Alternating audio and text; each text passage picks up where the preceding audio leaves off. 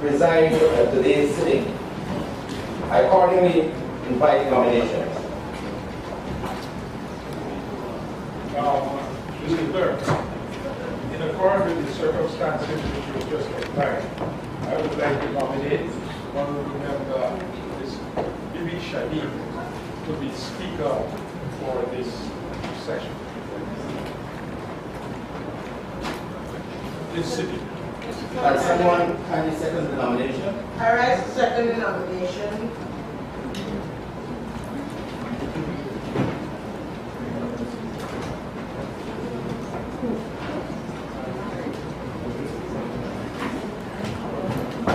Any further nominations?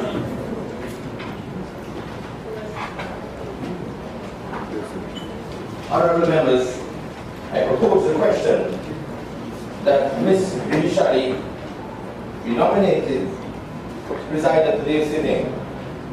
Those in favor, say aye. Aye. Those against? The ayes have it. I now invite Ms. Shaheen to come to the chair.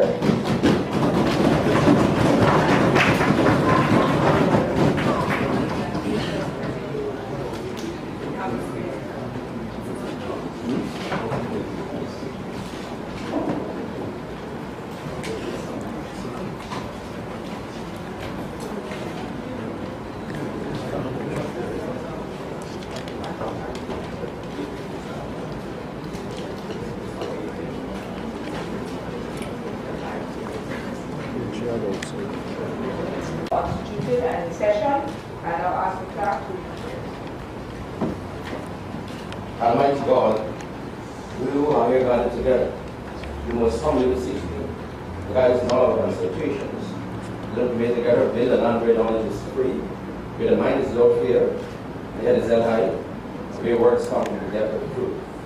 Grant us, O God, and in guidance, because we may deal justly with several causes that come before us.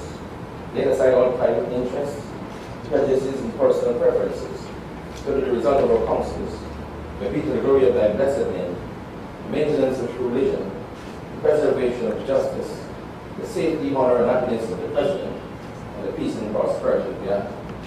Grant us, O God, dominion so to lead, that all the people of this fair land may enter that state of brotherhood and unity, where the mind is led forward by thee, to ever widen thought and action. Thank you. Please be seated. Messages from the President. Announcements by the Speaker.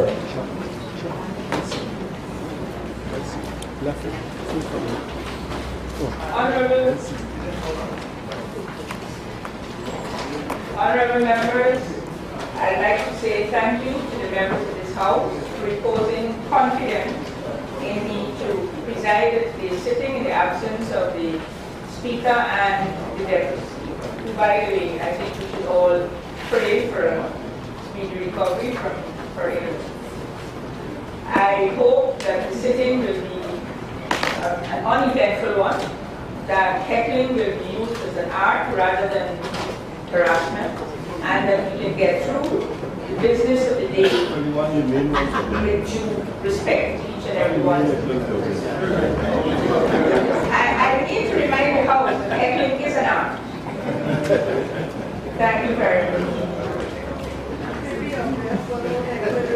Honorable members, I wish to draw your attention to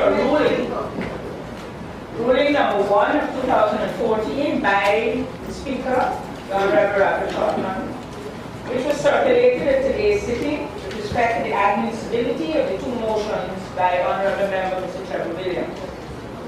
That ruling has been circulated. And secondly, I was informed by the Honorable Minister of Natural Resources and the Environment that the Wildlife Import and Export Bill 2013, Bill number 20 of 2013, standing in his name, will not be proceeded with at this sitting. Also, honorable members, the members of Parliament have been invited by Honorable Member Dr. Vera Meyer to attend a one-year shroud and Ida Puja in memory of his late wife. And the function is to be held on Sunday, 16 February 2014 at 10 a.m. at Wim Village, Quarantine Babies, Dr. Ramaya's residence. Under oral question, you usually have 2 supplementary questions per person on the matter that's brought under oral questions. Thank you, Honourable Member. Oh, hold on a minute.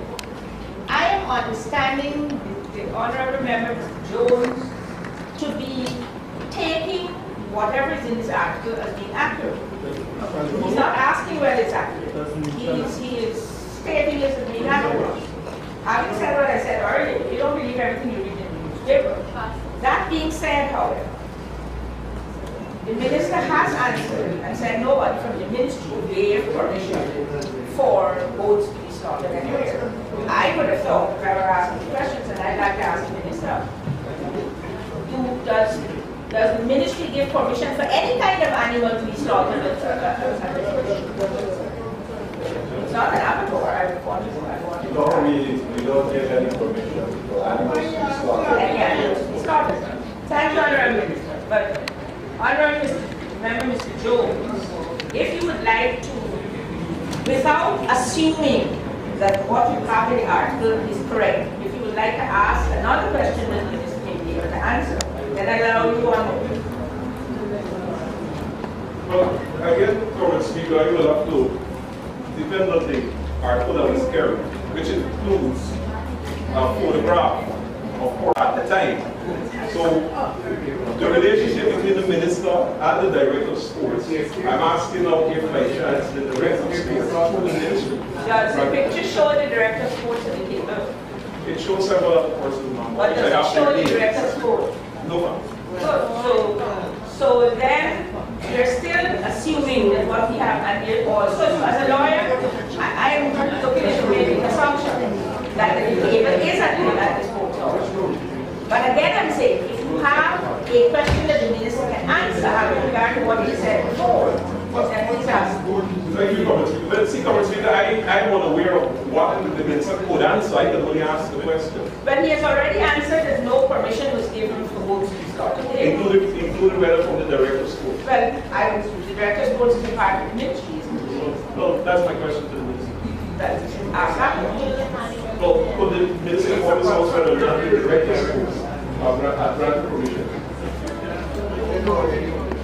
I don't question from the ministry was given permission to slaughter any animal at this sport. Thank you, Honourable Minister. I think we can put this correct. Follow-up question. Follow-up. All right, that was the last one I was asking. Take one more. Thank you, Common Speaker. Common Speaker again, in the same article, it stated that after the boat were slaughtered at the sports hall, a vehicle bearing registration number PGG 9139. Common Speaker, I checked with the Ghana Revenue Authority, and this vehicle is registered to the National Sports Commission. Will the minister inform this House whether he granted permission to anyone in the Sports Commission to use the Sports Commission's vehicle to transport boats after these slaughtered? Now, Honourable Member, that's a new question to all of you. It's not really follow-up, but, and I think we're going to have to bring this to the end something. What I've been hearing is you're reading from a newspaper article, which may or may not be factual. That still has to be said. The minister hasn't read it, he said he heard it. The minister says nobody gave permission to go to this stuff. A vehicle belonging to the National Sports Commission has every right to be near the sports hall. Transported. Yeah, but if the minister doesn't know what day, what time, then you have another problem. Monday day. But we didn't even hear that. So please, sir, you know what I'd suggest? That you write all these things and ask for a written answer in detail so that they can give you that. Okay? And I think you will get more information than so that they can give you a written answer. So you certainly. Should we finish the whole story now? It looks like that. I'm trying to preserve the dignity of the house. So let's move off the goats and slaughtering. And can honorable member, Mr. Williams, you're not really listed for questions. Question number 1, honorable members, has been received. Answer. No, he has to say the question. The answer to question number. Honorable member, Mr. Joe, when you asked your second question, I thought that was question number 2. Yes, ma'am. So you had 2 questions. There are 5 questions. I have 3 questions on the order paper. 2 for oral reply, both of which had to be asked by you, all the honorable members. According to what I have heard, you've asked 2 questions. And there's a 3rd question which is for written reply, and the answer has been received and has been circulated in the form of standing order.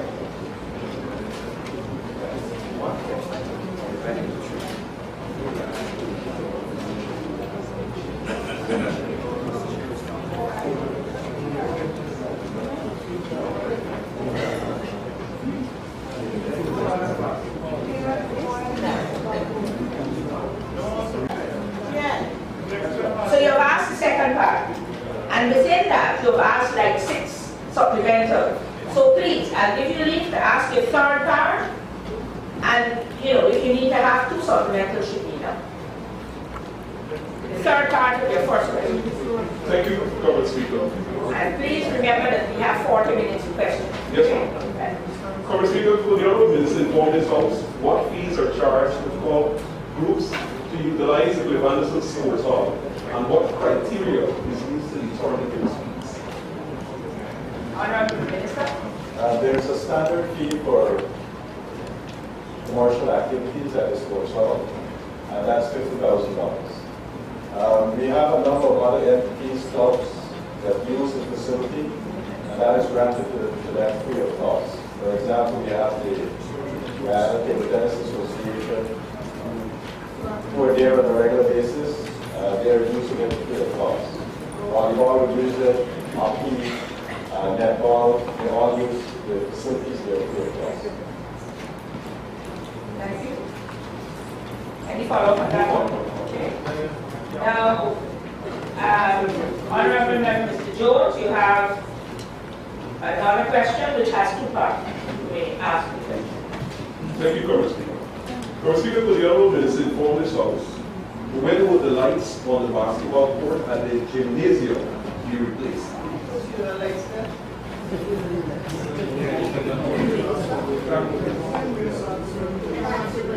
There was some problems at the gymnasium with a few of the bulbs not working.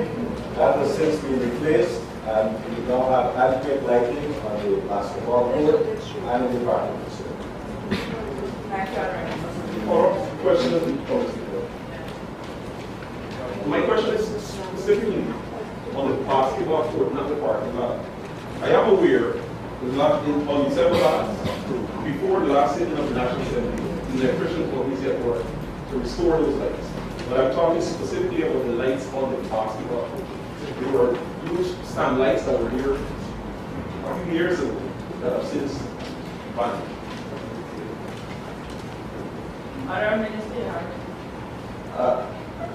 As far as I know, we now have adequate lighting on the basketball court. If, as the honourable member is saying, that there was some other form of lighting that was removed, I am not aware of that. What I can say now, that the basketball court, you can use it in the night because there's adequate amount of lighting for the playing of basketball. Thank you, Honourable. Yes. Follow Follow up on the same one? Well, just to inform you, Speaker, that I normally go run basketball at the gymnasium. We are unable to do so because at 6:30, it's dark. Just inform you. So the Honourable Minister informed this House why and under whose instructions the lights that were on the basketball court were removed. I think the Honourable Minister just answered that one. in his first answer, said if they were lights. But Honorable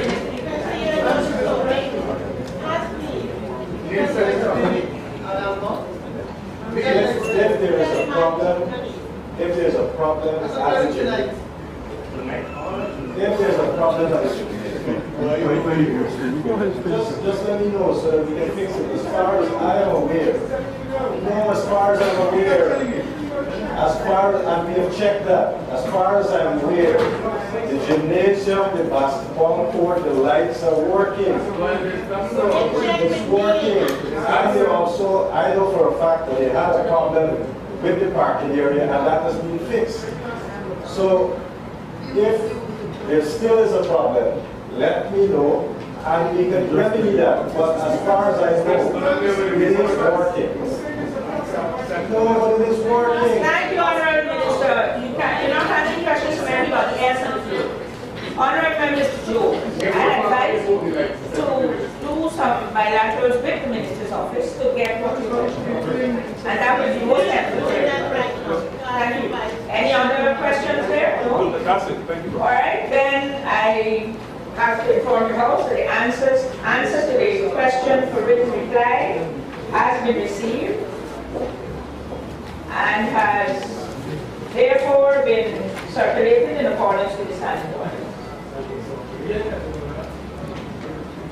Statements by ministers, including policy statements, personal explanations, requests for leave to move the adjournment of the National Assembly on definite matters of urgent public importance, motions relating to the business or sittings of the National Assembly and moved by minister, introduction of bills, public business, private members' business. Honorable members, the first item on the order paper is the by persons property amendment bill 2013, which is in the name of Ms. Deborah Baca. So I'd like to ask whether you're proceeding with it or. Madam Speaker, I wish to ask that this motion be deferred. You know that the Speaker is not in the assembly and we would not like to proceed with it. Okay, thank you, sir. Our second piece of business is the reintroduction of the Berbice River Ferry Service. A motion on the reintroduction of the Berbice River Ferry Service from Johnstown to Quantum. Honorable Member Mr. Trevor Williams will move the motion. Mr. Williams? Mr. Speaker, I rise to request the deferral of this motion until further notice.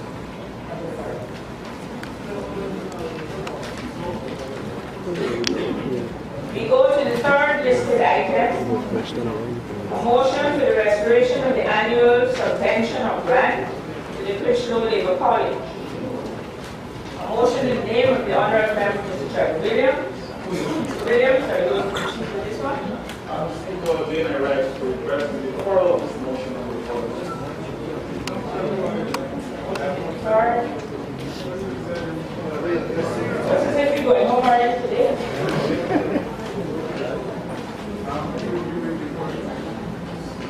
And number 4 on the order paper is a motion for an amendment to the broadcasting amendment bill number 2013, bill number 19 2013.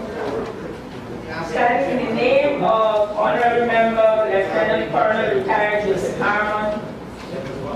Harmon, you may now proceed. Madam Speaker, I wish to request that the amendment tabled in my name be deferred to another day.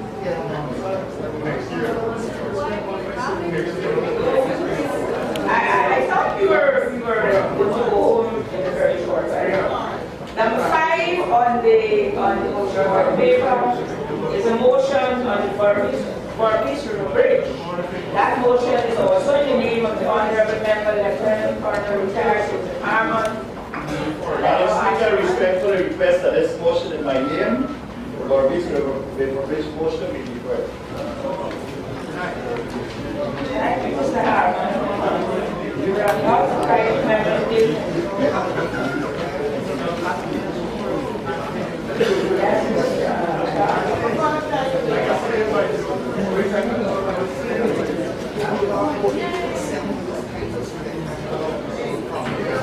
Government's business.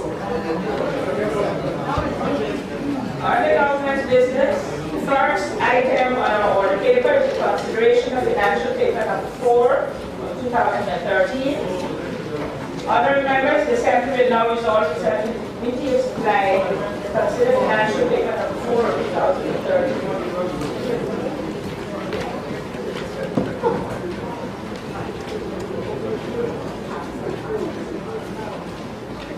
Honorable Minister of Finance.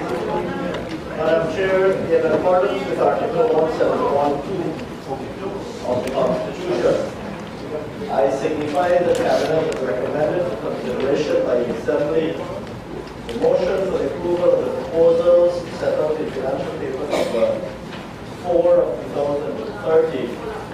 Supplementary estimates current and capital advances made from the contingencies fund totaling $1,062,179,646 for the period from 6th November 2013 to 31st December 2030. And I now move the motion. Honorable members, the motion is proposed. We will consider the paper as usual. That is, adding to the statements for both the capital and current estimates in the order which the response on the council. We are looking at financial paper number 4 of 2013, and I now propose that item number 1, Agency Code 03031, Ministry of Finance, Policy and Administration. Questions on the code?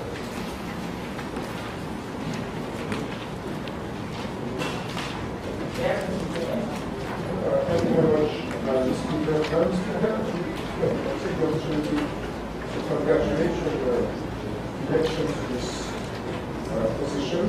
And look forward to cooperating with you and ensuring that you can acquit yourself of this task with our full and efficient participation also. Madam Speaker, the first item, the item that you identified, pertains to 2 different subsidies, one pertaining to mainline and the other to the component utilities. I wonder whether the Minister might be good enough to give us some details as to what gave rise to these specific amounts. Might I take the opportunities that are on my feet to avoid having to repeat these comments later and Speaker say to you that this side of the House was very appreciative of the indication that the substantive Speaker gave, mainly that he would not be allowing consideration of supplementary provisions and contingencies requests unless they conform fully to the requirements of the Fiscal Management and Accountability Act. I have noted that the colleagues on the other side have at least taken the trouble to have an additional document. Let me say that the article referred to by the Speaker required not merely the document, but that it should provide certain details including payees and so forth.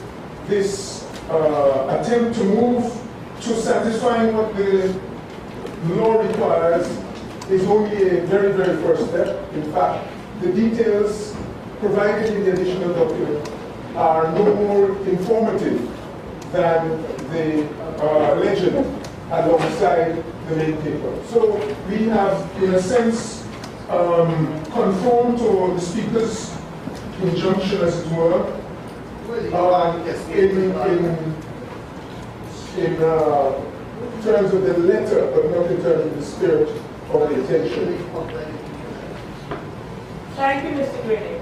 I haven't finished my list because I noted that on the other side of the floor, there seems to be competition. So I was just giving him a chance since apparently. I think he was trying to artfully hit. Thank you, Madam Speaker. So there are two different points being made here, and I hope that the Prime Minister will take that into account at this point. Thank you. Thank you, Mr. Greenwich. As you yourself say, it's a step in the right direction, trying to come forward. And I think we need to commend any steps that goes in the right direction. All right, well, the details for today at least, the details will be asked and probably be provided, and hopefully the next time we will have full compliance with whatever else is going on. Thank you. You asked the question, Honourable Minister. Madam Chair, first of all, permit me to say that I do not agree with the characterizing of the details supplied as not being in conformity with the law. They are in fact in full conformity with the law. And I'm saying it again, sir. The details supplied are in full conformity with the relevant provisions of the law and are supplied and as further elaboration of the information provided in the financial paper. It will be noted, Madam Chair, that in relation to this particular item, the disaggregation of the $276,307,287 is as follows: $263 million for Linden, comprising additional subsidy to the Linden Electricity Company Inc., and $13,307,287, comprising additional subsidy to Hawaii Utilities Inc. These amounts represent additional expenditure required to meet the cost of the subsidy provided in relation to electricity generated and supplied to these communities. Thank you. Thank you very much, Madam Speaker. I would take the opportunity to refer the House to the Fiscal Management and Accountability Act, which, in discussing the contingencies fund, has an article which calls upon the minister. The minister shall report, and in relation to the which report shall specify the amounts advanced, to whom the amounts were paid, and the purpose of the advances. And this is what is required under that article. And in relation to supplementary provisions, the minister, this is 24.4, the minister, when introducing a supplementary provision, shall present to the National Assembly the reasons for the appropriation and provide a supplementary document describing the impact, the impact that the variation if approved shall have on the financial plan outlined in the annual budget. And what I'm saying, Madam Chair, just for clarity, is that what you have here, by and large, is an explanation provided in the legend, which is not greatly clarified or significantly clarified in the document itself, and I see no reference to, for the document as a whole, to the payees. That is what is also required. That's contingency funds. Okay? May I also indulge to turn to the specifics in relation to the contingencies advanced, ascertain what specifically, what time. The subsidy is a general subsidy, presumably, and what specific periods is applied to? Because the paper specifically says that these are advances from the fund made between the 11th of November and December 31st of last year. Yes. The minister indicated to us when exactly these advances were made and against what that was specific to that time of year. Madam Chair, let me clarify one second. all aspects of the law as they relate to contingency fund, advances, and supplementary appropriation payments are complied with. The law requires the amount advance that is indicated, to whom the amounts are paid. The law doesn't say anything about payee, it says to whom the amounts were paid. These advances, as Mr. Brilliant is well aware, they are granted by the Ministry of Finance to the budget agency concerned. The purposes of the advances, those purposes are listed, provided. But in addition to that, we're quite happy to answer any further questions that are tabled with the National Assembly. We have absolutely no problem doing so. Mr. Greenwich inquires about the time period, but the answers, of course, he goes a significant distance in answering one question because he quite rightly points out that the financial paper is headed up. Advances made during the period from 6th November to 31st December 2012. These payments essentially, for obvious reasons, I'm sure Mr. Greenwich would know that essentially we will utilize the voting provisions that are available in the first instance until those are exhausted. And once they would have been exhausted, then and only then will a contingency fund advance be granted. In this instance, these contingency fund advances were granted in relation to invoices issued by the relevant companies, that is to say, the one Utilities Inc. and Linden Electricity Company Inc. in the last 2 months, as indicated in the heading of the paper. Thank you, Honorable. Thank you, Mr. Speaker. I'd like to know whether the advances themselves are tied to any particular elements of the operating cost of the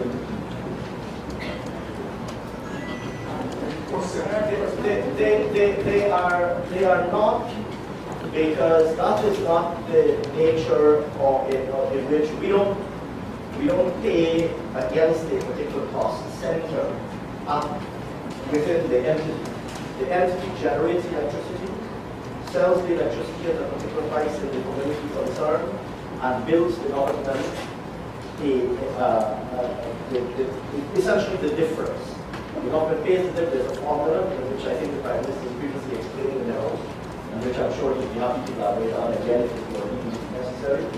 So the invoices received are not broken down into fuel or maintenance or employment costs as such. Although that information is available, that disaggregation is available within the company. But they're essentially for the cost of the difference between the amounts provided by government are essentially to do the difference between the generated cost of the electricity and the amount that's paid by the government. Thank you. Madam Chair, can the Minister let us know why the shortfall has arisen? Why is subsidy necessary? The Prime Minister, as he indicated, gave us a formula last year. We've known the formula for some time. The entities will have known the formula. We will know the operating costs. And the question then, why has this arisen as an urgent matter? Thank you, Mr. Greenwich. Madam Chair, just like almost like our own electricity bills, we can't anticipate with perfect force that this is our own electricity bills in our own homes. We can't anticipate with perfect foresight volume of electricity that will be consumed, especially in a large community such as Linden. So at the time that you come to the National Assembly with the budget, you assume a level of consumption of electricity. Much the same, like I said, as we do in our own home. If we consume more, then clearly the call on the National Treasury will be greater. So there is a volume variance that is relevant. And in addition, the pricing formula is the formula that is applied for the purposes of computing the subsidy is sensitive to the movement in oil prices as well.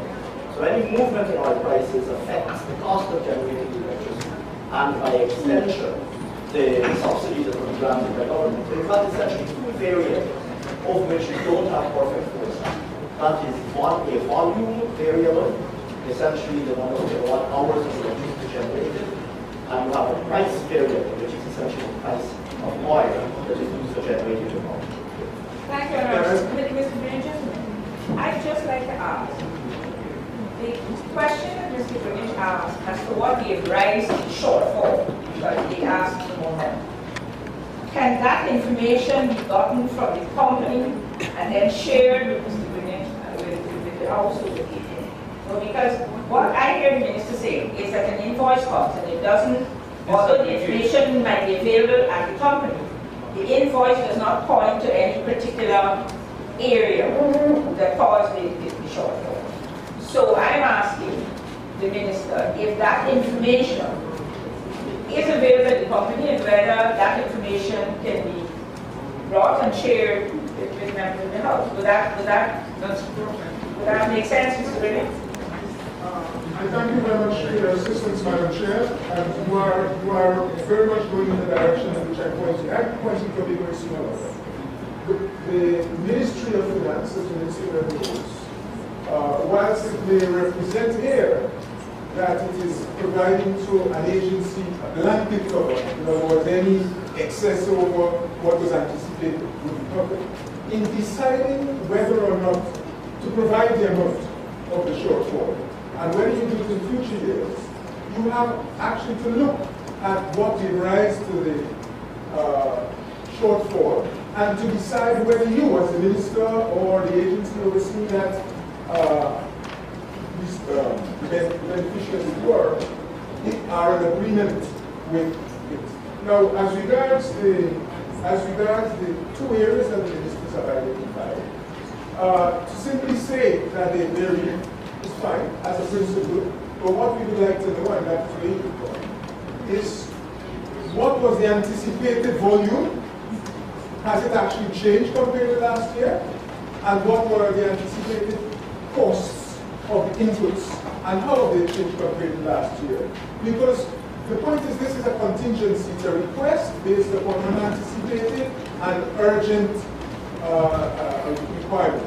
And it can't be unanticipated and urgent if you've been doing the same thing for the last 4 or 5 years. In other words, we need to be sure that in fact the volume of electricity consumption has changed, that change is making a difference to the subsidy. It doesn't follow that because you're consuming more electricity, the subsidy itself has to be more. It depends on the formula by which you've agreed you will provide the subsidy. Thank you, the same question yes, and I think what I asked the minister, but what I also like to ask the minister is to ask the company that if, for instance, the Minister of Finance was not in agreement that it was necessary for this additional subsidy, what would be the impact on the electricity situation? And then perhaps the company could also supply that information so that we can have a full picture of what could happen if this call was not made at the contingency. So,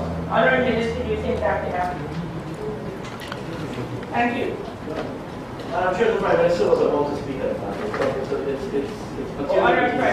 It's individually spoken on.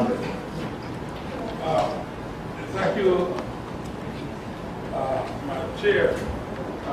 Madam Chair, every month, the Indian Electricity Company Inc. is served with the billing that includes the price weekly postings of fuel to use, and also the quantities of electricity that will be generated during the month. There is an agreement between the Indian Electricity Company Inc., which started from the time of OMI, which lays out how the calculation is to be done. The set is to be, first of all, and I review it, and it follows it follows the calculation, and then I sign on it and send it on to the minister for him to arrange for making the payment.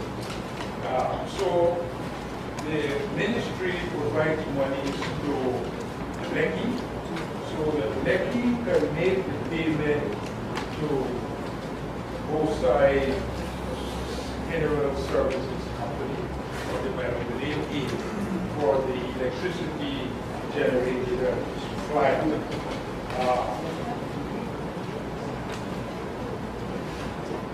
I have confidence that the invoicing is in accord with the agreement, and that will be my submission.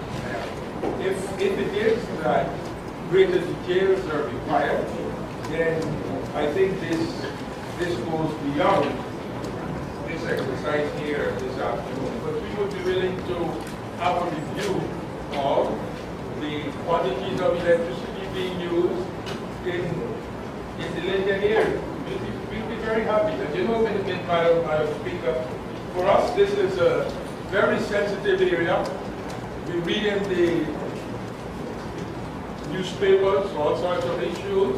This is an area where we have been maintaining and meeting 90% of the cost of generation of electricity in Linden. This is an area where maybe we may have been holding back to look into it because of the sensitivity of this matter.